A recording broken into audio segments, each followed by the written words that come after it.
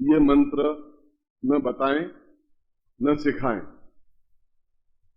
दूसरी बात यह कि तेल का दीपक लगा करके मंत्र जाप होना चाहिए। तेल, उसमें कोई भी प्रकार का प्रयोग हो सकता है। सरसों का होगा तो कड़वाहट होगी, तिल्ली का तेल या कोई तेल प्रयोग हो। एक दीपक लगाएं, सामने लाल कपड़ा बिछा दें, लाल कपड़ा बिछा करके लकड़ी के बाजोट पर लाल कपड़ा बिछा के यंत्र को स्थापन कर दें। यंत्र के सामने दोनों गुटिकाएं रख दें और गुटिकाओं के सामने इस मंत्र का जाप करें। जाप आप पीली धोती और पीला दुपट्टा ओढ़ करके करें। सर्दी हो तो पीली कंबल ओढ़ सकते हैं। एक समय भोजन करें, एक समय भोजन में आप कुछ भी कर सकते हैं। यथासंभव इन दिनों में शराब या मद्यपान या मांस नहीं खाएं तो ज्यादा उचित रहेगा, नहीं खाना चाहिए, क्योंकि यह साधना, यह प्रयोग बहुत ही गोपनीय, तीव्र और महत्वपूर्ण है, मगर इसका कोई साइड इफेक्ट नहीं है। यदि आपका बीच में क्रम भंग हो जाता है तो कोई नुकसान नहीं हो सकता, मगर शास्त्रों में कहा कंटिन्यूटी में 14 दिन होने चाहिए।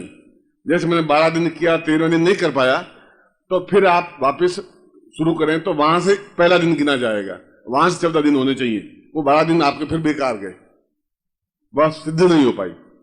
तो 14 दिन की कंटिन्यूटी होनी जरूरी है। जब भी आपको कार्तिक महीने में, मार्गशीर्ष महीने में जो भी समय मिले, अपना टाइम सेटिंग देख लें और उस टाइम सेटिंग के साथ में इस मंत्र जाप को करें।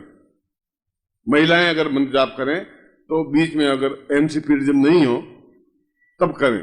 जैसे आप एमसी पीरियड समाप्त हो गया, उसके दूसरे या तीसरे दिन से शुरू करें, जिससे कि वह समस्या उनके जीवन में नहीं आ पाएगी। वह भी पीली साड़ी पहन करके, पीले आसन पर बैठ करके इस मंत्र जाप को करें। महिलाएं भी कर सकती हैं, पुरुष भी कर सकते हैं। जिन्होंने भी यह मंत्र मैंने दिया है वो ही कर सकते हैं। ऐसा नहीं कि आप पड़ोसी भी कर सकता है, ऐसा भी कर सकता है, करे। तलवार तो आप किसी को थमा सकते हैं, मैं तलवार चलाना आना चाहिए और तलवार से वार होना चाहिए। जब तक आपके शरीर में कूष्मांडा स्थापित नहीं हो जाएगी तब तक उसमें पूर्ण सफलता नहीं हो जाएगी। इसलिए मैंने आपके शरीर में कूष्मांडा को स्थापित करने के बाद में मंत्र दिया है। और इस मंत्र का न तो कोई भय है, न किसी प्रकार का डर है, न किसी प्रकार का नुकसान है, न किसी प्रकार की तकलीफ है। होगा तो कल्याण ही होगा। यदि बीच में क्रम भंग हो जाता है तब भी कल्याण ही होता है।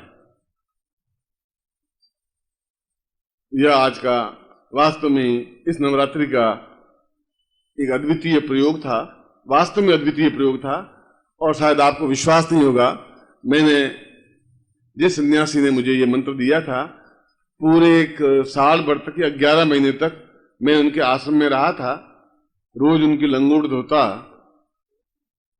रोज उनके कुटिया को लीपता, उनकी रात को तेल की मालिश करता। तब 11 महीने या 11.5 महीने के बाद में मुझे कूष्मांडा साधना प्रयोग दिया था। आपकी तकदीर सोने के अक्षरों से लिखी हुई है, ऊपर पंखा चल रहा है और छाया में बैठे हुए हैं, गुरु आपको मंत्र दे रहे हैं। इससे बड़ा सौभाग्य क्या हो सकता है।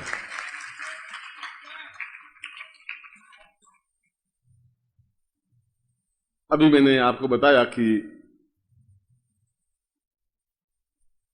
जीवन में प्रत्येक व्यक्ति को ग्रह दोष व्याप्त होते ही हैं। राम को भी हुआ, जब शनि की दशा आई तो रात तिलक होते होते जंगल में चले गए, जंगल में जाना पड़ा। जंगल में गए, एक सुकुमारी राजकुमारी उसके साथ साथ नंगे पांव पैदल चली। जंगल में गए, पीछे पिता की मृत्यु हो गई, दाह संस्कार नहीं कर पाए।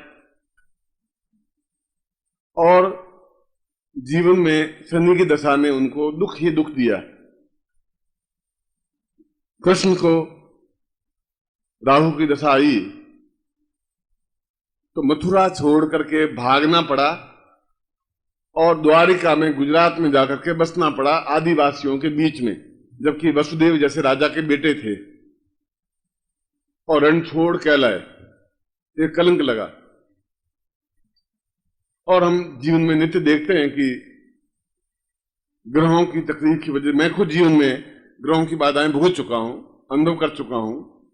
ग्रह तो प्रत्येक व्यक्ति को दुख देते ही हैं, सुख भी देते हैं, मगर हमारे जीवन में दुख नहीं आए, रात आवे ही नहीं, सर्दी लगे ही नहीं, बुखार आवे ही नहीं। इसके लिए सर्वोत्कृष्ट उपाय इस नवग्रह प्रयोग, इसी नवरात्रि के अवसर पर यदि यह प्रयोग होता है तो ये जीवन का सौभाग्य है, क्योंकि फिर जीवन भर में वापस किसी भी ग्रह की पूजा अर्चना या शांति या पंडितों से मंत्र जाप करवाना या शनि के मंगल जाप करवाना या मंगल जप करवाना या शनि का दान देना आवश्यक रहता नहीं है। आप देते रहें, इसमें कोई दोष नहीं है, मगर जरूरत नहीं है, क्योंकि ग्रह आपके लिए अनुकूल बन जाएंगे। कल भी मैंने कहा था कि बंदूक लिए हुए एक व्यक्ति है, वह व्यक्ति आपको सीने में गोली मार के मार भी सकता है, उसके हाथ में बंदूक ही है। दूसरे के हाथ में बंदूक है, वो आपका अंगरक्षक है और आपकी रक्षा करने के लिए बंदूक लेके चलता है। एक ही आदमी दोनों तरीके से काम कर सकता है। ग्रह आपको नुकसान भी पहुंचा सकते हैं, जैसे राम और कृष्ण को भी नहीं छोड़ा। महावीर स्वामी जैसे व्यक्ति के कानों में कीलें ठोकी और खून निकलने लग गया। बुद्ध जैसे व्यक्ति को 50 दिन तक भूखा रहना पड़ा। ईसा मसीह जैसे व्यक्ति को सूली पे टंगना पड़ा। सुकरात जैसे व्यक्ति को जहर पीना पड़ा। तो ग्रह व्याप्त तो होता ही है, और यह तो वराहमिहिर से लगा करके, ऋग्वेद के पहले मंत्र से लगा करके आज तक यह कहा है कि वह व्यक्ति दुखी ही रहता है जो ग्रहों की शांति नहीं कर पाता। कब तक ग्रहों की शांति करते रहेंगे? एक ग्रह जाएगा, राहु आ जाएगा, राहु होगा, मंगल की शांति करनी पड़ेगी। मंगल, अब ब्राह्मण को मंगल का मंत्र आता है कि नहीं आता है, शुद्धता से मंगल उच्चारण करता है कि नहीं होता है। 28,000 मंत्र जाप होने चाहिए मंगल के, राहु के 56,000 मंत्र जाप होने चाहिए, शनि के 62,000 मंत्र जाप होने चाहिए, तब जाके शनि शांति होती है। फिर शनि का 2.5 साल बाद फिर पनौती आ जाती है, फिर साढ़े सती आ जाती है। और आप खुद देखते हैं कि पत्नी, पुत्र, बंधु बांधव, घर, धन, दरिद्रता, अकाल, मृत्यु, दिवालियापन आ ही जाता है। इसीलिए उन लोगों ने कहा कि आप जब कोटा में आए हैं तो नवग्रह शांति प्रयोग संपन्न करवा दें। तो मैंने कहा इसके साथ ही साथ एक उपहार उनको और भी दिया जाए कि वे पितृदोष शांति भी संपन्न करवा दें। ये इसके साथ ही है, कोई जरूर नहीं, इसके साथ होना जरूर नहीं है। यह मेरी तरफ से एक उपहार स्वरूप बात है, क्योंकि पिता की मृत्यु हो जाती है या दादा की मृत्यु हो गई है या माँ की मृत्यु हो गई है या हमारे किसी पूर्वज की मृत्यु हो गई है, तो जरूर नहीं है कि उसका मोक्ष हो ही गया हो, मुक्ति मिल गई हो, जरूर नहीं है। कई बार यहाँ रास्ता में तो किसी को पिताजी आते हैं और कहते हैं तू नारियल चढ़ा, मुझे तू नारियल नहीं चढ़ाया, पानी पिला, ऐसा आप देखते हैं। कई भूपे होते हैं, उनको किसी की माँ आ जाती है, किसी की दादी आ जाती है, कभी कुछ आ जाते हैं। मैं ऐसा नहीं कह रहा हूं कि पाखंड नहीं है, इसमें पाखंड भी हो सकता है, ढोंग भी हो सकता है, मगर इसमें वास्तविकता भी है। कुछ लोग ढोंगी हो सकते हैं, ढोंगी ब्राह्मण भी हो सकते हैं, पाखंडी ब्राह्मण भी हो सकते हैं और विद्वान ब्राह्मण भी हो सकते हैं। अच्छी तरह से मंत्र जाप करने वाले ब्राह्मण भी हो सकते हैं और नकली मंत्र जाप करने वाले ब्राह्मण या आप कोई भी व्यक्ति हो सकते हैं। तो उन पितरों की शांति करना हमारा धर्म है, हमारा कर्तव्य है। कि हमने तो उनकी अस्थियां गंगा जी में प्रोवाइड कर दी थी, आपने कर दी थी, अस्थियां प्रोवाइड कर दी थी, मगर उनकी मुक्ति के लिए कोई प्रयोग किया, यह कोई जरूरी नहीं है कि पंडित जी ने करवा दिया था। मैं भी जब मां की मृत्यु हुई तो उनकी अस्थियां कम से कम 40 तीर्थों में प्रवाहित की, जो जो समय मिलता गया। हरिद्वार में भी गया पिंडदान करने के लिए, पुष्कर भी गया। खैर हरिद्वार में गया उनकी भस्मी देकर के, तो जो हमारा पंडा था, जो ब्राह्मणों का हर एक जाति के पंडे हैं वहां पर, तो और वो गाड़ी के ऊपर भीड़ लगा देते हैं, तुम कौन, तुम कहां से आया, तुम कौन सा, तुम कौन है, ददीच ब्राह्मण, अच्छा तू मेरा पंडा। वो उधर खींचते हैं, वो उधर खींचते हैं, आप कभी गए नहीं है, देखें तो बस टांगे हाथ खींच देते हैं। अब वो बेचारा सोचे कि मैं यहाँ आया तो माँ की भस्मी प्रोवाइड करने के लिए, अब ये पंडों के चक्कर में फंस गया, तो फंसना ही पड़ेगा आपको। तो वो खेचा खेची करेंगे, आओ मैं आपकी भाई, मैं आपके दादा का नाम बताता हूं, माँ का नाम बताता हूं, तुम्हारा कौन पूर्वज आए। पंडे की बात तो बताई। इसलिए पितृ शांति भी आवश्यक है। आपने करके आए वो जरूरी नहीं है शांति हुई हो, तो योनि भटक रही होगी। हो सकती भूत हो, प्रेत हो, पिशाच हो, गंधर्व हो, यक्ष हो सकता है जन्म हो गया हो।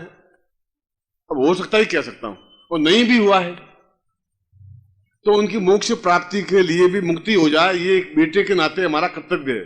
चाहे पिता हो, चाहे दादा हो, चाहे हमारे नाना हो, चाहे और 7 पीढ़ियों में से कोई भी हो, ननियाल पक्ष के भी और पितृपक्ष के भी। ये हमारा धर्म है, ये हमारा कर्तव्य है। तो पितृग्रह शांति भी आवश्यक है। यह भी अपने आप एक लंबा विधान है। उसका प्रयोग और नवग्रह शांति प्रयोग, दोनों प्रयोगों को एक साथ किया जा सकता है, और फिर इसकी जो आहुति होती है वह आहुति उसमें प्रवाहित कर दी जाती है यज्ञ कुंड में, प्रधान यज्ञ कुंड में। यह कार्य उतना ही महत्वपूर्ण है। आप इसको महत्व दें नहीं दें, मैं तो नहीं कह सकता, यह आपकी इच्छा की बात है। मगर मेरी राय में नवग्रह शांति होनी चाहिए, अगर अवसर मिला है तो करना चाहिए। इसलिए इन दोनों प्रयोगों को मैं पहले संपन्न करवा देता हूं, उसके बाद में फिर अगला कार्यक्रम में विलंब हुआ नहीं है, जल्दी, अभी रात बहुत पड़ी है और जल्दी आप जाकर करेंगे भी क्या, खाना ही खाएंगे, सोएंगे और क्या करेंगे। खाना आपका बिल्कुल बना हुआ तैयार पड़ा है, कहीं जाएगा नहीं, और सोना नहीं होगा, चांदी होगी, चांदी नहीं होगी, तांबा होगा, पीतल होगा, चिंता क्या करते हैं। उस पीतल को भी सोना बना करके भेजूंगा, चिंता क्यों। ओम परम तत्वाय नारायणाय गुरुभ्यो नमः। ओम ह्रीं मम प्राण देह रोम प्रतिरोम चैतन्य जाग्रय ह्रीं ओम नमः। ओम भूर्भुवः स्वः तत्सवितुर्वरेण्यं भर्गो देवस्य धीमहि धियो यो नः प्रचोदयात्।